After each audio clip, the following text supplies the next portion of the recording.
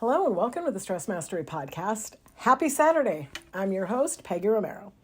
It is always such a blessing and an honor for me to host this Saturday podcast. Thank you again for listening. It's my hope that I will have some insight that will help you live a peaceful and calm life, living every day on purpose. You know, stress mastery is a beautiful thing. And this week we've been talking about consequences. You know, consequence sounds so negative. I think it does. I don't know if other people do, but to me it seems so negative. Like, oh, you get what you get, or what goes around comes around. Oh, karma, and well, what'd you expect? You asked for it, and stuff like that. It always sounds so heavy, so rough. And lots of times it is, I know. But there's also positive consequence too. So I'm going to spend a little bit of time talking about both the positive and negative consequences. So the definition is a result or effect of an action or condition. So, of course, you can have positive results or negative results depending on the action or conditions that you're in or doing, right? So let's just start with the negative and get that out of the way. The first thing that I thought of for consequences was detention in middle school. I was always a good student, so I didn't spend much time ever getting in trouble or having consequences for behavior. But our consequence at the middle school was spending time in the detention room with this big, tall teacher. I don't remember his name. And we had to write on a piece of paper over and over the whole time, I must ensure my actions are in compliance with acceptable standards. I still remember it. I couldn't stand going to detention. That year, I had a math teacher who just didn't like me for some reason. And that kind of bugged me because most people did like me. My teachers usually liked me. I was a good student. So very grateful that I had many teachers that liked me. And actually, I think they cared about me, but this teacher did not. And I'd always been a good student, so it caught me off guard. So anyways, there was this game show back then called The Match Game. And in this silly show, there were different characters that the host would refer to in his questions. So one of them was Dumb Dora. And so the host would say, and Dumb Dora said, and then he would continue on with whatever the stupid thing is that she did or said, and the participants would fill in the blank. So it was a silly show back then, but everybody knew about it, kids and adults alike. Well, every time I raised my hand in that class, if he called on me, he would start by saying, like da-da-da-da with his hand, and then he would put his hand out and say, and Dumb Dora said, you guys, that hurt so bad. I mean, I wasn't dumb, and I'd always been a good student. I was actually good in math. I had straight A's in my English, history, writing and all that kind of stuff. I was always well behaved. I'm not sure what the deal was with this teacher. I think I kind of blanked it out, but instead of just not raising my hand, I began to act up in class. Again, I don't remember what I actually did because I never was a brat, but I do remember that I got referrals 3 or 4 times, and I got sent to the principal's office. I think I was probably, being disrespectful because he was disrespecting me, I guess. Whatever I was doing, I stopped because I didn't like having detention. But the consequence of all that, and the statement that I remember to this day, I must ensure my actions are in compliance with acceptable standards, taught me something. That's a really good mantra to live by, so I do. That was 8th grade algebra, and I suppose I probably barely passed. Like I said, I blocked it out, so I actually don't remember. But what I do know is the consequence to the way he belittled me and berated me was that the next year, when I got to high school, I was such a good student in high school algebra that I ended up being a tutor for the kids who didn't get it. I learned a lot about the consequences that you could get that year. Like, number 1, Peggy, keep your big mouth shut. If your teacher doesn't like you, then keep it zipped even tighter. I learned I don't like detention. I learned I don't like to feel like I'm being a bad kid. And I learned that I must ensure my actions are in compliance with acceptable standards at all times. The other time that I suffered a consequence in a negative way, I've had more than this, but I'm sure that this has happened to you too, is when you don't follow your gut. You trust your gut. I mean, that's a saying, and I think it's a good saying for good reason. I feel like whenever I go against what I know is right deep down inside, I end up regretting it. I mean, how many times have you said, darn it, I knew that was going to happen? It's because you did know. You should have trusted your gut. So we sometimes do it anyways, hoping that the outcome will be different than we expected. Or sometimes we do things because we don't want to hurt somebody's feelings, or we don't speak up for ourselves. Or maybe you just didn't trust yourself, like you didn't trust your gut. But we have to be able to trust ourselves, or there's going to be a consequence. Because I think we're usually right. So, oh my gosh, there's also the consequence of not taking care of your health. Let me just say that I sat on my butt in an office for 10 years, allowing myself to gain between 5 and 10 pounds a year, completely stressed out, eating like crap, not getting any exercise, and knowing, absolutely knowing the whole time, I need to do something. This is not good. I'm gaining weight. I'm growing out of my clothes. I'm tired. I'm stressed out, and I don't feel good. Oh my gosh. I still never took the time for myself. So the consequences, you look and feel awful. You beat your body down for no reason. So even as you change your life and you work hard to eat right, you've still done all this damage over the years that none of it needed to be done. And that's consequence enough, guys. So don't add shame and guilt and remorse and all those other lousy feelings into the mix. Just move on. Do what you know to do now. You don't need to live your life in the red zone because you made a mistake in the past. It does not make any sense. Feeling bad about yourself does not need to be a consequence of your actions. Just learn from your mistakes and do the best that you can today. Okay, so now let's talk about the good consequences. There's so many good consequences that I can't even think of which ones to talk about. So I decided just to talk about the consequences of living the steps of stress mastery, because these changed my life. So these are positive consequences. Remember, a consequence is a result or effect of an action or condition. So working the 7 steps of stress mastery is a great action. And you'll put yourself into great condition by working it. Okay, so number 1, diet. You guys, there's a reason that diet is step 1. And it's not so that you can lose weight. It's because the body supports the mind. You have to feed your body properly. It doesn't seem like it when you're not living this. So I know that if you're not eating right, you might not realize how much it will change you, but it will. It's like you just don't really understand how much more clear-headed that you're going to be, how much more energy that you'll have. I'm talking about not just physical energy, but mental energy, clarity. It's amazing. When you eat right, you feel better. If the consequence of eating crappy is looking and feeling lousy, then doesn't it make sense that the consequence of eating right would be the opposite?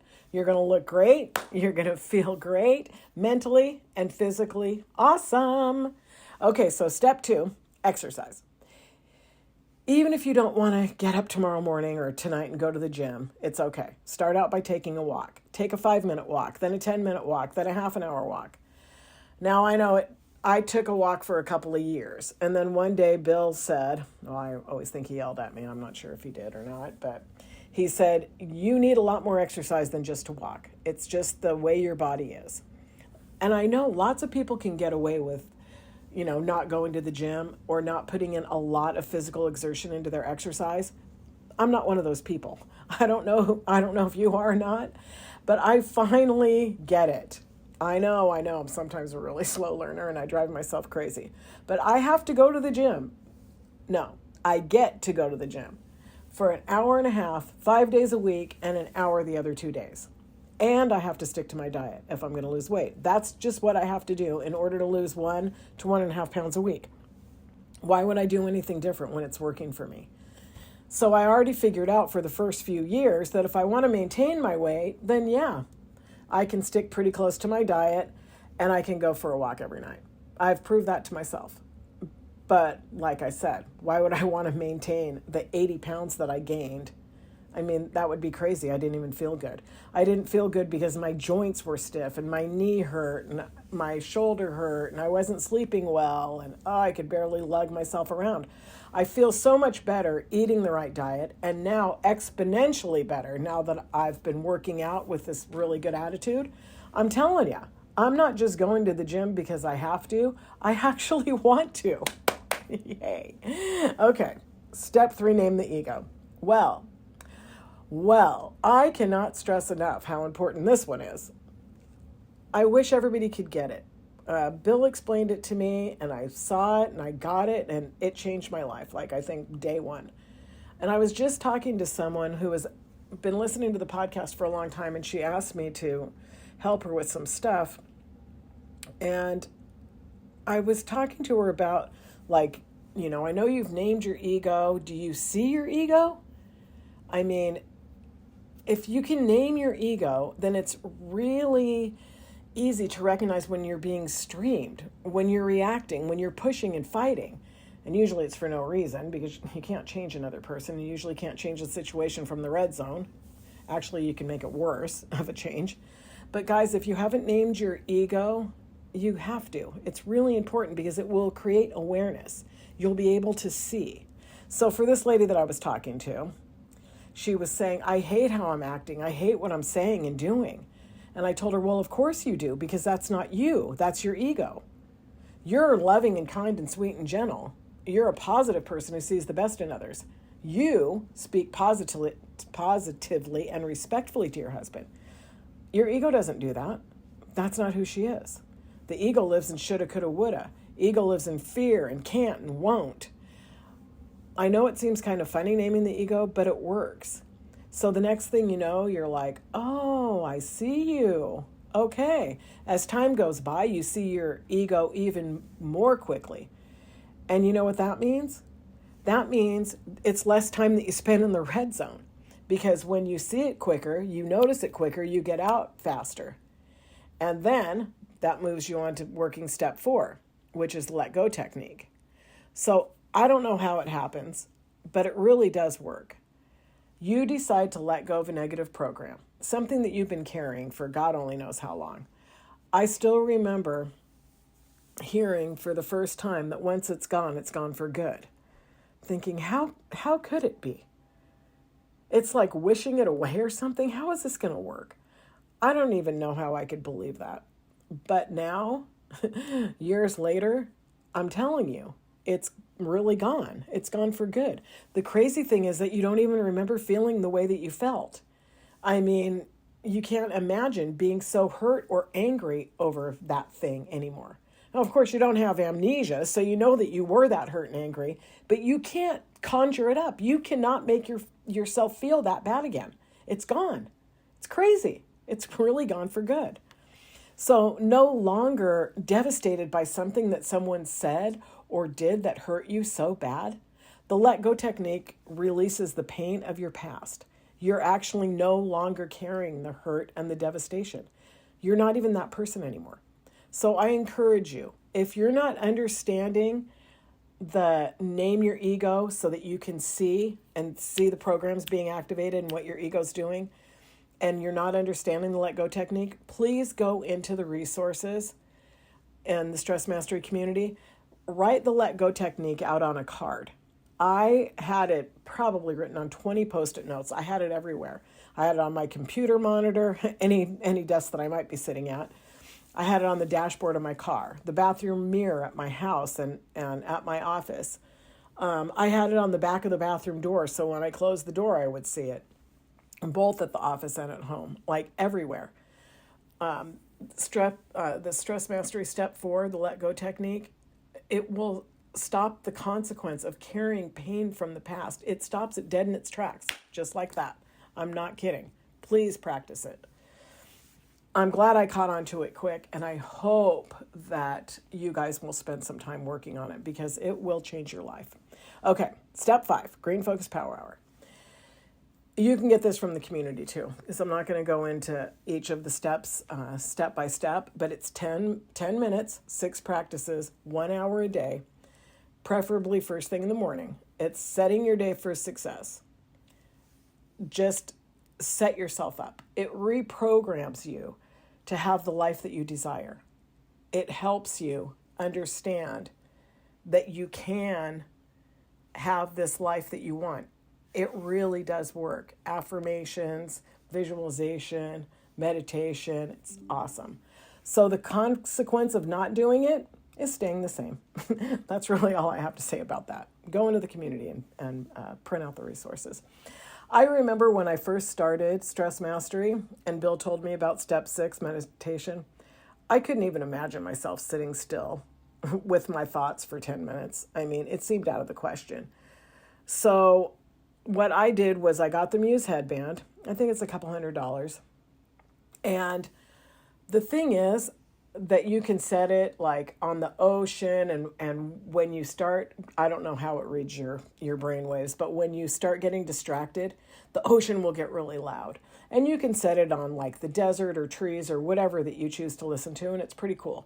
How it helped me was that I was sitting there thinking day after day, I can't do this. I can't not think about anything. I just already had myself talked out of it. I'm not a meditator. And so once I got the Muse headband, I would sit there and it would be really calm. And all of a sudden I'd be like, oh, I am pretty calm. Oh, I actually can do this. So if you don't have the resources to get a Muse, or you don't want to, then try it. There's a couple other things you can try. So for me, my meditation is like prayer and connection with God, with the Holy Spirit. So I would sit and say silently to myself, take a deep breath, be still. And I would just picture Jesus. I would just picture God in my mind, in the third eye, between your eyebrows, like they tell you for meditating. And I would connect with him. Be still. Be still. And if I noticed focusing on anything other than God, then I would pull myself back. But you can also do a mantra. Like I think Bill has people start out by saying, so hum. It doesn't matter if you're focused on, one thing or another. The thing is that if you get unfocused off of whatever that one thing is, then you'll notice. So this helps you quiet your mind. So after a while, you'll notice how good it feels to have your mind quiet. Another thing that we do is count. So if you sit there and count, then you'll notice, I stopped counting, and you'll get pulled back to your count. It really feels good to be still, to be connected. And then when you're not connected, you'll notice. So the idea of it is that when something gets you agitated throughout the day, you'll realize right away, that doesn't feel good. Because from the stillness that you've been able to enjoy, that it feels really good to be in the green zone. So by doing this, you set yourself up like all day long by doing these steps. And that's really the idea of it all. Peace. You can actually have peace, which leads me to step 7, finding the now. So finding the now is living connected to your heart, living in the green zone, living in your creation mind, your imagination, full of love and not fear. When you practice these 7 steps and you get used to living in the green zone, living every day in this peacefulness and connection, then you notice very quickly when your nervous system switches over to the red zone, because it doesn't feel good. All of these things, all of these practices over time will help you become really comfortable living in the green zone. So comfortable, in fact, that you'll notice instantly when you're not. It's funny. One day last week, I got really upset about something, and I could feel myself go red. So I was like, okay, calm down, Peggy. So I wanted to talk to someone about it. But instead of calling somebody who would feed my flame, I called Felix, Coach Felix. And I just call him and I go, guess what happened? And he's like, hello, Lucy. It's so funny because he knew. He's not used to seeing me like that. So he knew immediately. He knew I was in the red zone. It was really funny. So that was only after 1 or 2 sentences. So I called him because I knew that he wouldn't feed my ego. I knew that he wouldn't listen to my big BS story that my ego had been spinning. I knew that he would talk me off the ledge of the red zone and help me get back into reality, into the green zone. So now I just want you to know that before it would have been a completely different story, because I have a dozen people I can call and get them all worked up and, guess what happened? And can you believe this happened and that? And I'd get them on my side and they'd feed my ego and the story would get bigger and bigger. So, I don't need anyone to tell me I'm right anymore or to justify everything that I thought. I just thought it was so funny. Like, oh my gosh, I'm so happy that I'm not that person anymore. As a matter of fact, I didn't even think about doing all that, which would have been what I did a few years ago. It didn't even cross my mind until I was writing this podcast and thinking about the positive and negative consequences of, red zone and green zone. I no longer want anybody to feed my ego because I don't want to live in chaos or grief or strife. I called someone who I knew would call out Lucy and stop the insanity for me. So just that one phone call, positive consequence of stress mastery. I needed to talk about my problem with someone who wouldn't make the problem any bigger. So I just wanted to share that with you guys. I knew that he'd be able to do that for me. And believe me, like I said, I have a long list of people that I would have called if I was looking for a negative consequence. Thankfully, that's just not me anymore. And with practice and patience, it won't be you either. That's the really good news. So the 7 steps of stress mastery definitely have a positive consequence on your life. Whether you do all 7 at the same time or you just start one by one by one, no matter where you're at right now, you can add to it. Whatever you do, it will be a positive move for you. Can't lose on this one.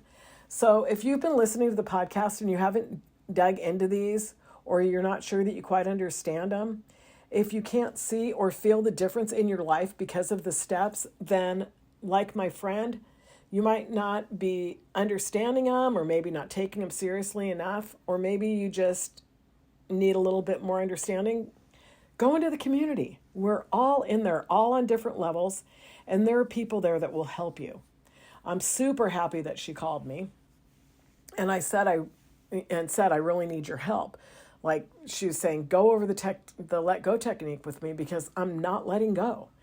And when I asked her about name your ego, but you see her, and she said, yeah, sometimes. So we got to talk all about that and how to spot your ego and how to catch it before you're completely red zone, before you're completely streamed. Like I always say, like I never even knew about my ego until I was already practically sick to my stomach. And now I just catch her just with a little inkling, So we don't want to get streamed to the point where we're saying things that we're going to regret or doing things that are going to create a negative consequence for us.